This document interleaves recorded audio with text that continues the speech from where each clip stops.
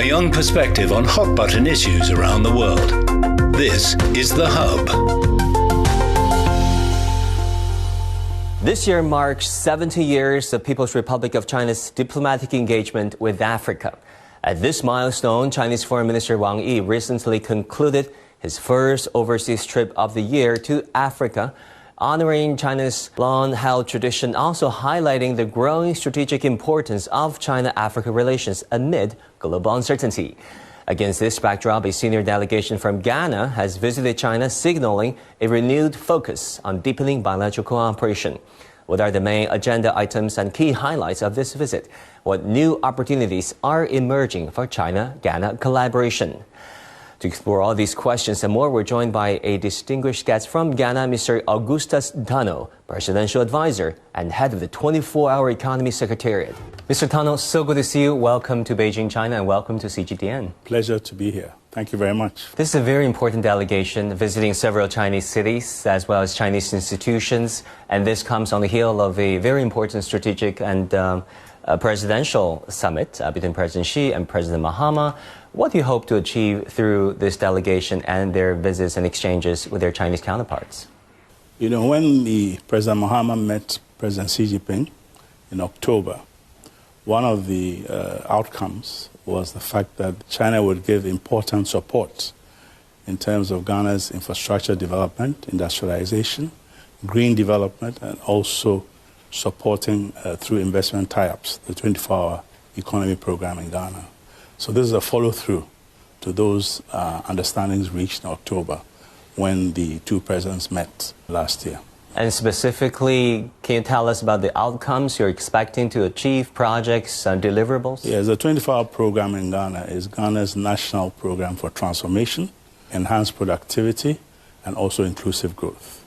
It is entirely designed to restructure Ghana's economy, make it more industrialized, make its agriculture more modern, and also achieve very strong supply chain and markets efficiency in a context where we're able then to create employment by creating more growth and more development. We seek China as a partner, and many Chinese companies have approached the 24-hour Secretariat with an interest to invest in various elements of the program. We have various elements: Grow 24, which is the agricultural component, crop production component. We have Make 24, which is the manufacturing component. And we have Connect 24, which is the supply chain and market efficiency component. And a lot of what is going to happen is going to be along the Volta Economic Corridor, which has been declared as Ghana's first net zero green corridor. And there's a lot of interest to invest in the infrastructure, ports, inland waterways, floating assets, and also the agroecological and industrial parks that will be on both banks of the Volta going up. The corridor begins from Tema Port. Now, Tema Port is interesting because China, through the Belt and Road, was very much involved in the expansion of Tema Port. It's continuing, and the idea is that from the current 800,000 TEU per annum, after China's investment and through Ghana's cooperation, the TEU throughput will become about 3.7 million. So that's quite significant. And some of that is cargo destined to Burkina Faso, Niger, and Mali. And hopefully through the railway line that has been established now to Akosombo Port along the Volta, we will then begin to use river transport as a main thoroughfare for moving goods to northern Ghana and to the Sahel, and develop strong economic activity along the lines, similar to China's own growth along the Yangtze and Yellow River.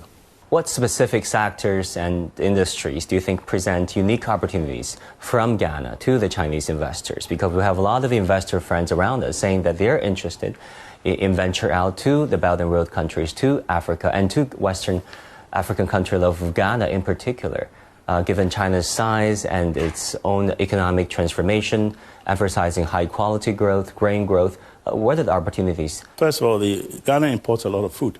Almost $2.75 billion worth of food. If we're going to modernize agriculture, then it's absolute, and then also reduce food imports and achieve food self-sufficiency for both feeding human beings, animals, and providing raw material to industry, then we must at least begin to produce the limited basic equipment that allows us to more efficient in developing and growing crops, and also more efficient in the first stage processing of these crops.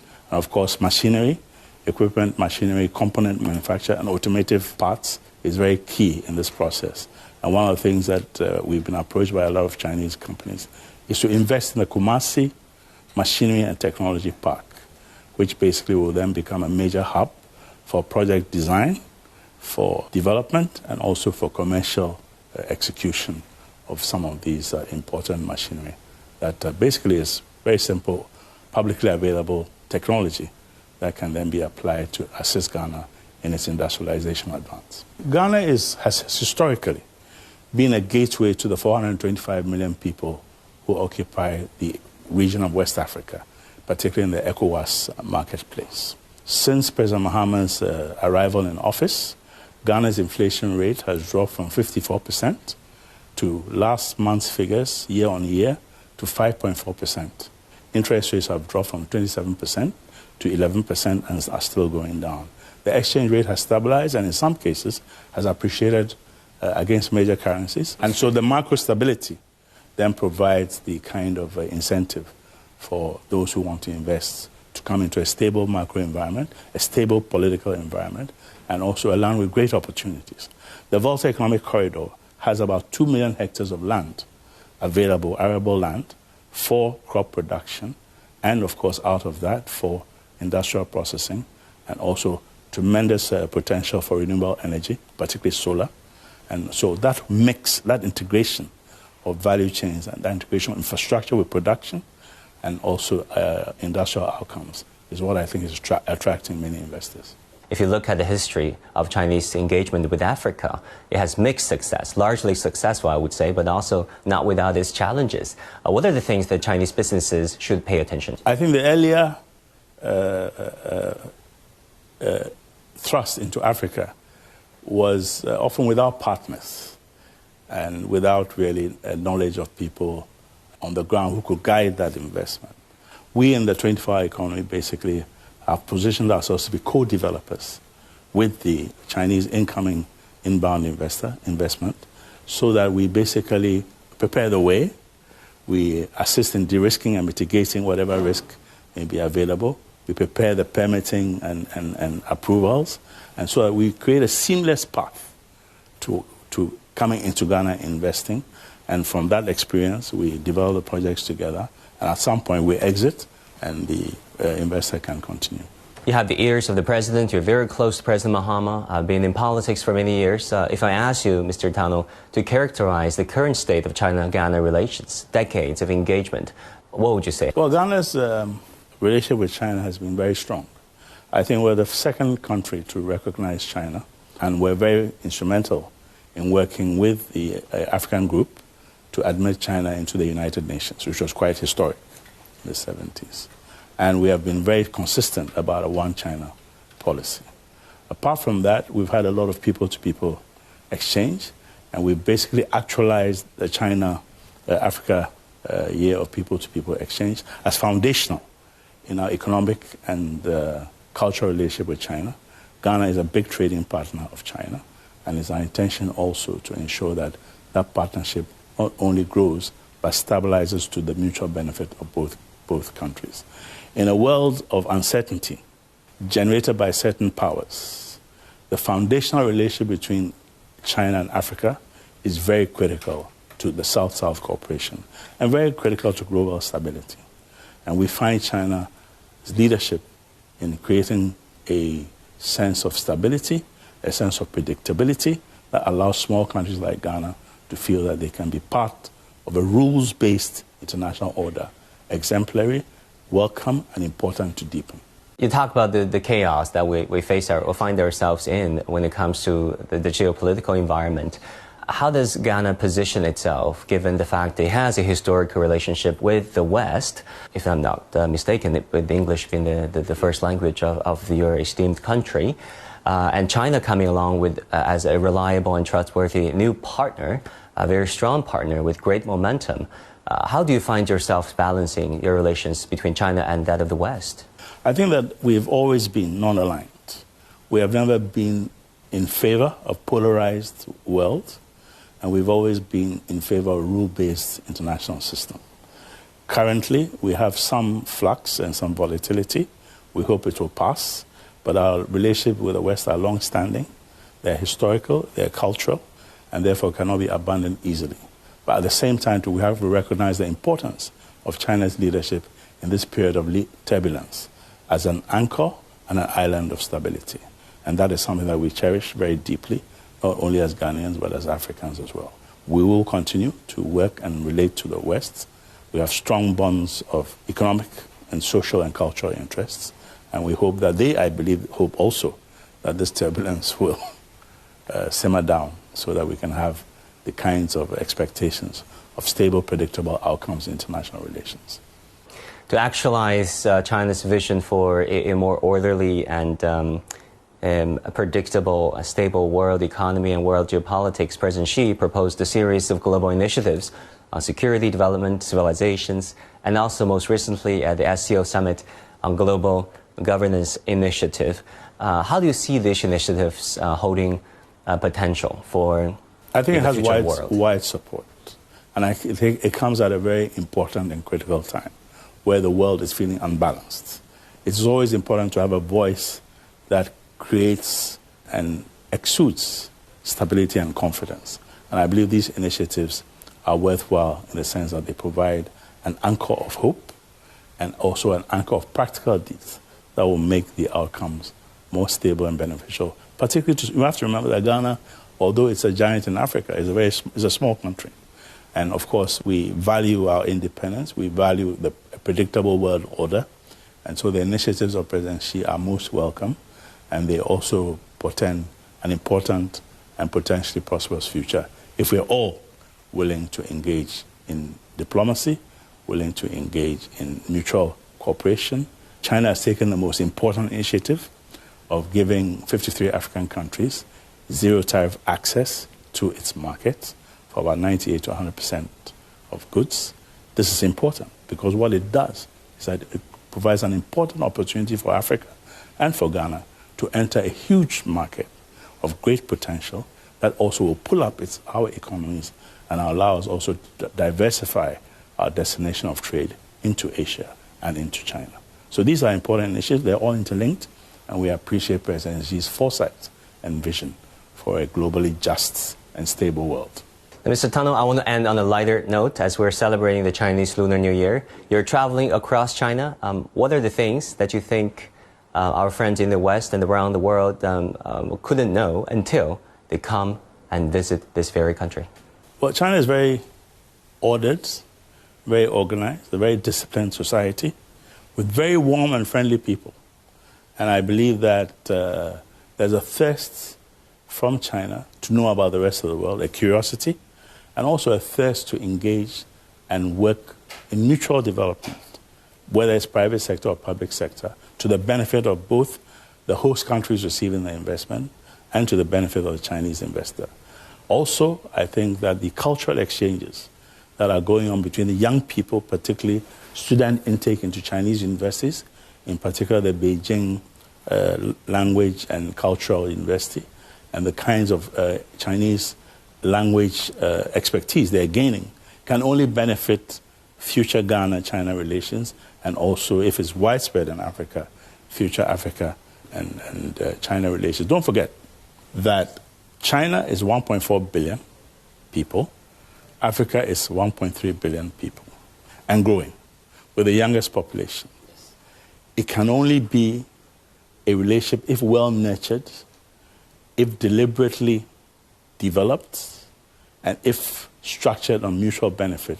It can only be good for both China and Africa, and very good for the rest of the world. Focus on what's relevant in China and the world. Bridge the gap between what you know and what you want to know. This is The Hub. As China-Ghana cooperation continues to expand under the Belt and Road Initiative with a growing emphasis on climate-resilient and sustainable infrastructure, we're also joined by Mr. Nana Bene, Chief Executive Officer of the Ghana Infrastructure Investment Fund.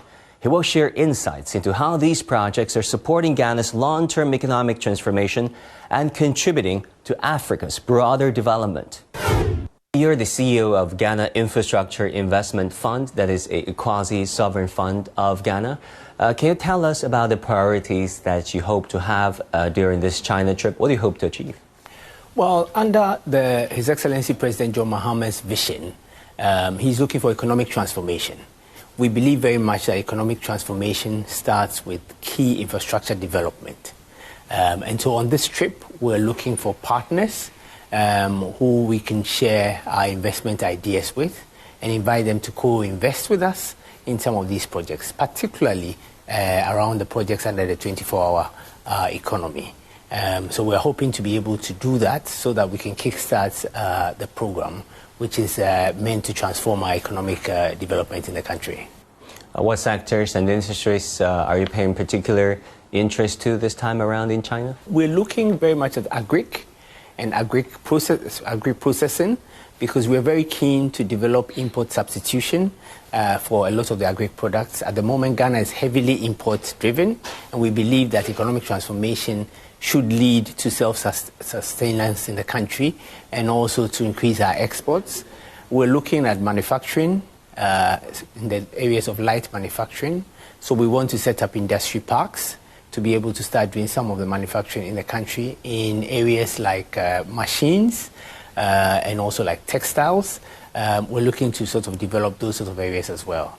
We're also looking at renewable energy, because as we develop all these industries, we require much more energy to do that as well. So that's also one of the key sort of areas. And finally, we have the Volta Lake, which is the world's largest man-made lake, which moves from the southern part of the country to the northern part of the country.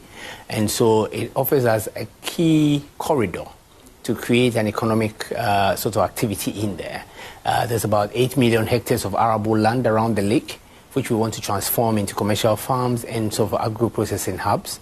And so the logistics to have that done is another area where we're looking for investors to participate in terms of ports building and ships, etc., and to have terminals which will be able to run the logistics effectively.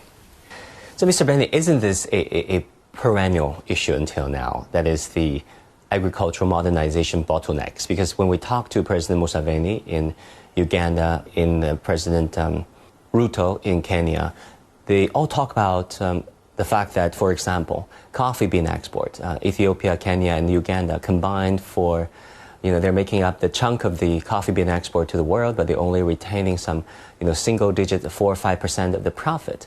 I mean, this is insane. So for us in Ghana, what we actually want to do, what is actually driving this new vision under His Excellency President Mahama, is to be able to address these sort of bottlenecks in our industry.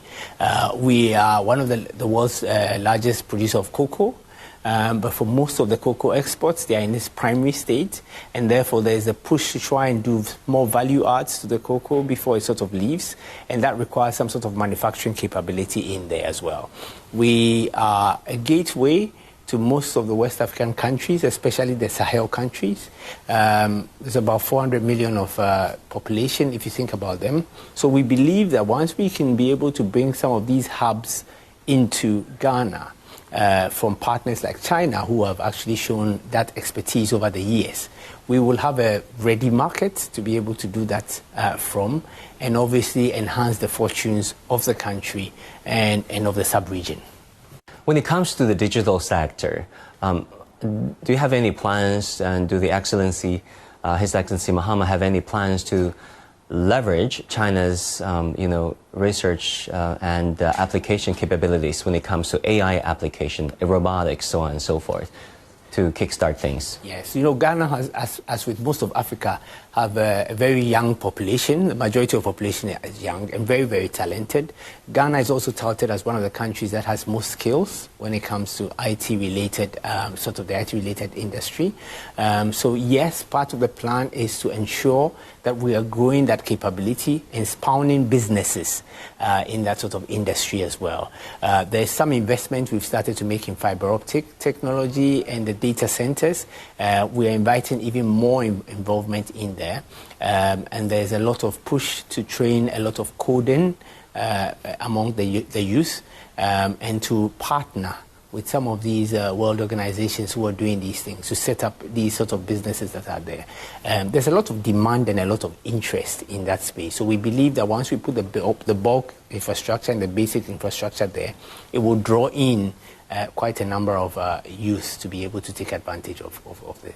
You know, from the introduction of your esteemed organization, one thing that really sticks out that is to build climate resilient infrastructure, sustainable infrastructure. Why is that so important to your government and to your organization? Well, Ghana has spent some time looking into this climate resilient portfolio of the country. And it is estimated that if we do nothing about climate resilience, by the year 2050, we'll lose about 1.7% of our GDP in there as well. We've done a lot of work with the Global Center for Adaptation. They've been able to identify some of the key risk areas we have in terms of flood prevention, etc. We've identified 35 initiatives where we have to pay particular attention in terms of some of our hydro dams and even some of the roads that we're building at the moment. If nothing is done about keeping or having effective climate resilient strategies, what is going to happen is that the money we are spending in building the infrastructure, the capital that we're trying to build, will be eroded over time because you will build, and because of the things that are happening, they will be destroyed. And therefore, it is a key imperative to make sure we safeguard the capital investments we are making through these climate resilient strategies. And thankfully, we have a lot of help from a number of the global agencies to help us to make sure that we preserve the capital that we are putting into infrastructure. How do you see China as a partner or even a reliable partner given the priorities of these areas that you've outlined? I mean, with China's focus on especially the climate area and in terms of areas like the renewable energy, etc., is very key for us. So in a country like Ghana, we are very ripe for renewable energy like solar. China has a lot of knowledge and expertise in there and an appetite to invest in those sort of areas as well. So we see them as very likely partners in being able to invest in some of these technologies as well. There is also demand for the energy because as the population grows and as the industries grow, we need more and more of these energies in there. So these are projects that are feasible and commercially viable. And because of the knowledge and expertise that has been built in China already, we see them as a likely partner where knowledge can be transferred, and together we should be able to create viable industries in the climate space. If we zoom out a little bit and see this world, one hallmark is the China-U.S. rivalry, largely insisted by Washington, and in particular the MAGA movement and the Trump administration with the U.S. military-industrial establishment. You know, I have Americans, classmates back in the day in grad school. I mean, they're doing honorable and respectful jobs, NGOs doing honorable things in Africa. And we also have Chinese investors, like you said, doing impactful things on the African continent. I mean, this is not a zero-sum game, but how do you look at the sentiment right now that is pitting China against America, vying for influence in Africa as if it's a zero-sum game? Yeah, I mean, for us, our reaction, and I would say, is that we are open for business. We are open for any investors who come to business with a sustainable, viable model for us. Ghana, for example, is rich in resources, and in the past, those resources have not necessarily inured the maximum benefits to the country. We are in a new era where we want to ensure that these resources will yield us the necessary returns and help us to create sustainable industries going forward. We have seen some models come out of the West, out of the US. We are also seeing other alternatives coming out of China. We're looking for the best kind of alternative to be able to drive our destinies forward. And so we've moved past where we had the old colonial system, where we were directed in a particular direction, to opening ourselves a bit more.